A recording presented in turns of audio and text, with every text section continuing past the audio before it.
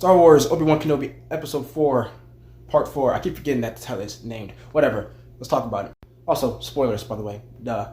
Okay, so this episode, right? This episode, I enjoyed it. I did have one small little problem with it. I feel like, considering the last episode, it had Obi-Wan confront the fact that Anakin Skywalker's alive, and he's this monster Sith known as Darth Vader, and having to fight him and all that stuff. I feel like this episode could have taken a bit more time to, I guess, address that. I mean, don't get me wrong, I completely understand, once Obi-Wan, figures out that, oh, Leia's gone, Leia's not there, she's been taken, that should definitely be his, mission, go get Leia back. I get that. I just feel like at some point there should have been a scene just of him talking to himself, reaching out to Qui-Gon again, just about what he just faced, because it was a game changer. Anyway, I did enjoy the episode. I did enjoy it. Not as much as last episode, but I mean, come on, last episode was Obi-Wan and Vader again, so it's like kind of pales in comparison. But I enjoyed seeing Obi-Wan, sneak into the Fortress Inquisitorius, kind of like Cal Kestis did in the Jedi Fallen Order game.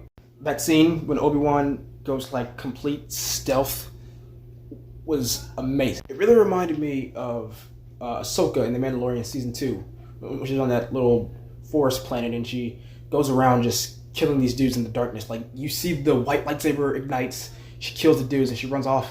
Same thing. It was great. Why don't more Jedi do that?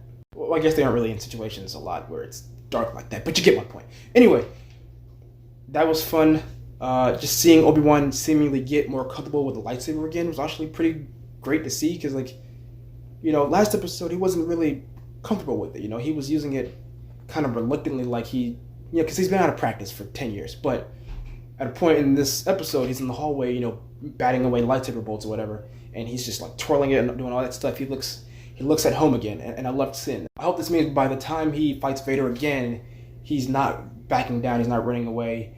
We can get maybe some, not exactly prequel level fights, but some prequel level fights. Now, I feel like I have to do this all the time, but Reva. There's a scene where she's interrogating Leia. She's interrogating a 10-year-old, which is hilarious to me.